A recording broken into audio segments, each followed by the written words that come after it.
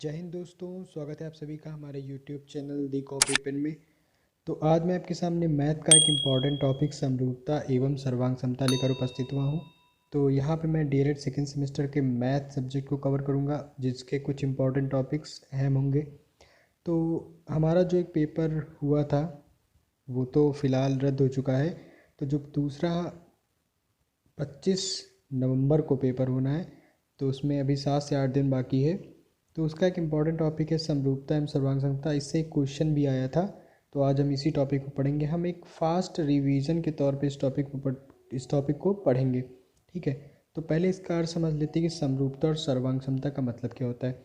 देखिए, जो क्वेश्चन आएंगे आपको लगभग, अगर आप एक चीज़ सीख जाएंगे तो दूसरा आराम से कर लेंगे। ठीक है, तो उसमें कोई दिक्कत नहीं है। तो सबसे पहले देखिए कि समरूपता क्या होती है। तो समरूपता का मतलब, अगर आप इसका विच्छेद करेंगे तो समरूपता यानी समान रूप। तो इसमें क्या होता है कि इसमें इसकी विशेषता होती है कि ये समान रूप के होते हैं और इनका आकार समान नहीं होता। ठीक है, आकार छोटा बड़ा हो सकता है। ठीक, आकार जो है वो छोटा बड़ा हो सकता है, लेकिन इनके जो एंगल जो होंगे वो समान होंगे। ठीक, यहाँ पे ये इसके से आप समझ सकते हैं। और वैसे ही जो सर्वांग समता होती है उसका मतलब होता है इसके सभी अंग समान होते हैं। मतलब कि अगर जैसे हमारी एक हाथ की हथेली है और हम अपने दूसरे हाथ की हथेली को उस हाथ पे रख दें तो पूरा ढक लेगा। तो मतलब क्या हुआ, उसके सभी अंग समान हैं, यानी सर्वांग सम है। ठीक, तो ये हमको एक मोटा मोटा क्लियर हो गया कि समरूपता और सर्वांग समता में क्या डिफरेंट है। ठीक, अब हम आगे चलते हैं कि जैसे आपको यहाँ पे हमने दो त्रिभुज दिए हुए हैं। ठीक, ये समरूप हैं। ठीक है, तो इसके एक एंगल जो है वो 70, 55, 55 सेम एज इट इज़ ये भी। ठीक, तो अब हम देखेंगे कि इनसे कैसे क्वेश्चन आते हैं।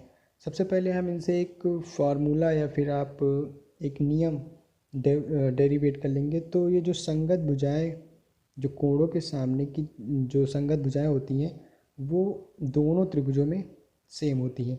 ठीक, इनका अनुपात जो होता है वो बराबर होता है। जैसे हमने यहाँ पे सबसे पहले ये जो एंगल है 55, तो 55 का देखेंगे इसमें, तो सामने की जो भुजा होगी संगत भुजा। ठीक, वही लेंगे। तो ए बी आ गया, तो हमने देखिए यहाँ ए बी लिख लिया। ठीक, अब यहाँ पे भी हमने एज इट इज़ देखेंगे ये वाला 55, तो इसके सामने भी डी ई, तो हमने डी ई ले लिया। वैसे ही हर एंगल का वैसे ही लेते चले जाएंगे, तो ये हमारा अनुपात ये आराम से निकल के आ जाएगा। ठीक, सेम भुजा लेनी है। इसका ये मतलब नहीं कि आप ए बी, यहाँ पे ए बी ले लेंगे फिर यहाँ पे ई एफ ले लेंगे। एंगल देख के जिस एंगल के सामने की भुजा होगी उसी अनुपात में लेना है। तो जो संगत भुजाओं के जो अनुपात होते हैं वो बराबर होते हैं। इसमें क्वेश्चन ऐसे पूछ देगा कि मतलब दो समरूप त्रिभुज दे देंगे। उनमें मान लीजिए कि ये आपको ए बी फाइंड करना है। ठीक, मान लीजिए कि ये नहीं है, सिर्फ क्वेश्चन इसमें से आया है, तो ए बी का मान दे देंगे, डी ई का मान दे देंगे, बी सी का मान आपको फाइंड करना रहेगा, ई एफ का मान दे देंगे। तो आप इसी तरह फार्मूला निकाल के आराम से तीन भुजाएं पता रहेंगी, तो चौथी आपको ज्ञात ज्ञात करनी है, तो तीन भुजाओं चौथी भुजा आराम से आ जाएगी। तो आप ये याद रखिएगा। ठीक, जो बहुत सरल है, ज़्यादा कठिन नहीं है। संगत भुजाओं के अनुपात जो होते हैं वो बराबर होते हैं।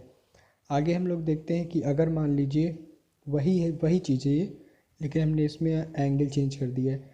तो एंगल, अब मान लीजिए कि हमको यहाँ पे हम सबसे पहले 50, तो एंगल 50 के सामने वाली भुजा क्या है, बी और सी, बी सी। तो हमने यहाँ पे बी सी लिख दिया। अब यहाँ पे हम ये नहीं कि ये लाइन देखेंगे तो ये ई एफ लिख देंगे, नहीं, बिल्कुल नहीं।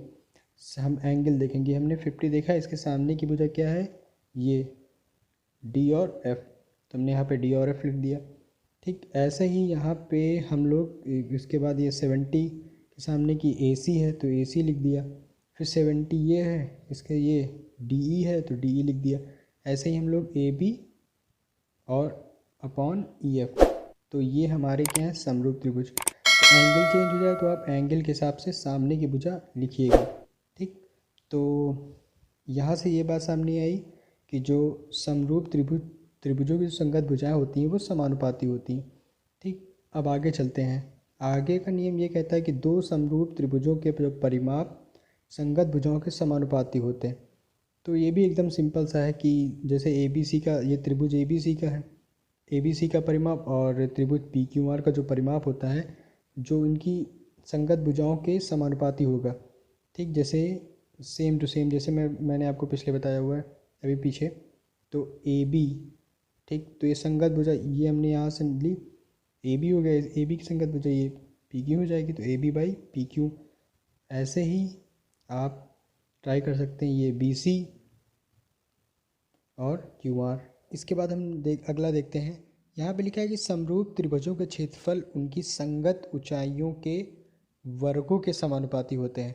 तो आप सिंपल से समझ सकते हैं कि जो यहाँ पे हाइट ए डी है और यहाँ पी एस है, हाँ, इसका तो हम लोग इसी के अनुरूप लिख लेंगे। त्रिभुज ए बी सी का क्षेत्रफल, ठीक, अपॉन पी क्यू आर का क्षेत्रफल इज इक्वल टू, ये यहाँ पे देखिए, ए डी बटे ए डी अपॉन ये और ये पी एस का स्क्वायर। आगे हम लोग देखेंगे कि जैसे यहाँ पे लिखा हुआ है उसी तरह है समरूप त्रिभुज में संगत भुजा के वर्गों का जो रेशियो क्षेत्रफल के अनुपात के बराबर होता है। ठीक, जैसे हमने अभी हाइट में पढ़ा था, ठीक, अब वो हम लोग किस में पढ़ेंगे, भुजाओं में। तो वैसे ही है सेम टू सेम।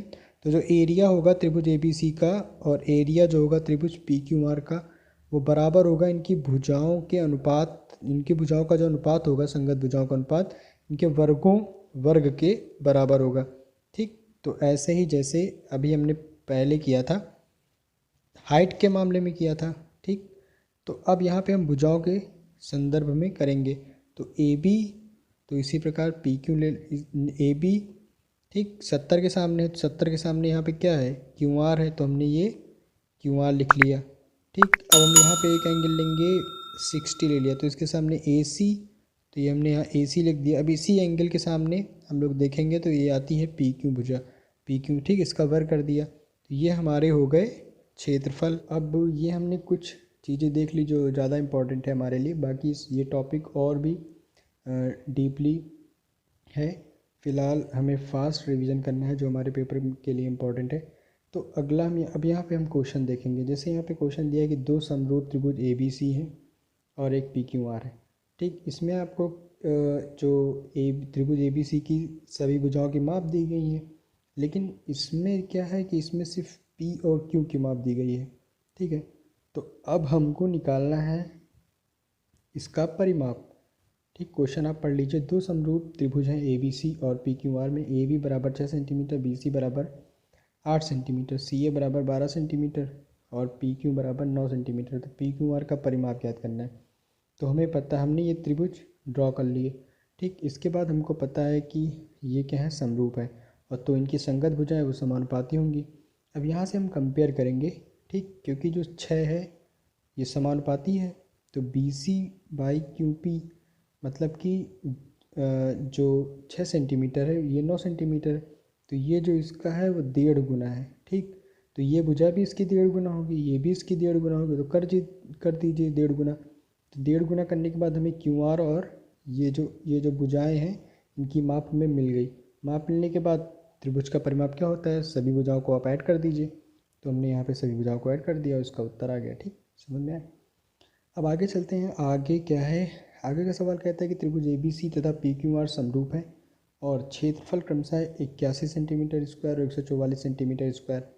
यदि क्यू आर 16.4 सेंटीमीटर हो तो बी सी कितनी होगी।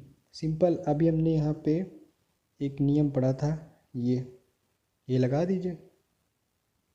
तो हम यहाँ पे लिख लेंगे कि ए बी सी का क्षेत्रफल बटे पी क्यू आर का क्षेत्रफल इज इक्वल टू जो माप हमें दी गई यहाँ पे क्या, क्यू आर, तो ये माप दी गई है तो इसी की संगत ये आ जाएगी बी सी। तो हमने सबसे पहले ए बी सी का क्षेत्रफल लिया, तो सबसे पहले बी सी लिखेंगे, तो B C by Q R इसका स्क्वायर कर देंगे। स्क्वायर करने के बाद हमें क्षेत्रफल का मान दिया हुआ है तो हम यहाँ पे लिख देंगे। ठीक, और यहाँ पे हमें क्यू आर का मान दिया हुआ है तो 16.4 लिख देंगे। उसके बाद जब ये स्क्वायर को हम इधर लाएंगे तो ये वर्गमूल हो जाएगा। ठीक, तो 81 का 9 और 144 का 12। उसके बाद हम जो बी सी बराबर ये जो इसको इधर ले जाएंगे तो गुणा हो जाएगा, तो 9 इंटू 16.4 ये 9 गुणे 16.4 बटे 12। तो हम लोग इसको काटेंगे, काटने के बाद 3 त्रिका 9 और 3 चौक 12 कट जाएगा। ठीक, उसके बाद हमने यहाँ से पॉइंट हटा के नीचे एक जीरो बढ़ा दिया, सिंपल है, वो तो आप सबको पता ही है।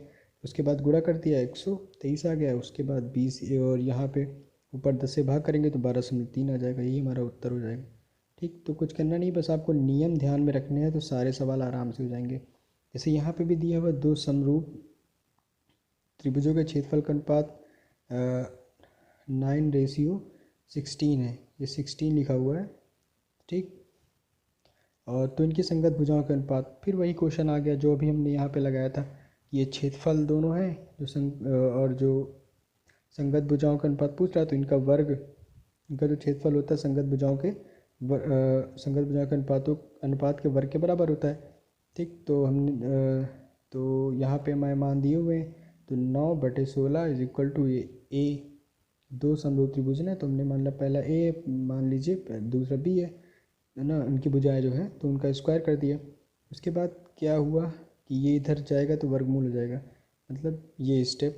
ठीक, उसके बाद 9 का यहाँ पे 3 और 16 का यहाँ पे 4 वर्गमूल आ गया। उसके बाद ये हमारा अनुपात हो गया। ठीक, तो यहाँ पे हमने कुछ क्वेश्चन दिए, बाकी जो भी क्वेश्चन आएंगे अगर आप नियमों को ध्यान में रखेंगे तो ये सारे क्वेश्चन हो जाएंगे। ठीक, अभी मैंने जितने नियम बताए। ठीक, बाकी आपको अगर अन्य कहीं से भी जानकारी मिलती है तो ज़रूर पढ़िए। बाकी चैनल में अंत तक बने रहने के लिए आपका बहुत बहुत धन्यवाद। अगर आप चैनल पर नए हैं तो चैनल को सब्सक्राइब जरूर कर दीजिए, लाइक तो ज़रूर करिए और शेयर भी खटाखट करिए। धन्यवाद।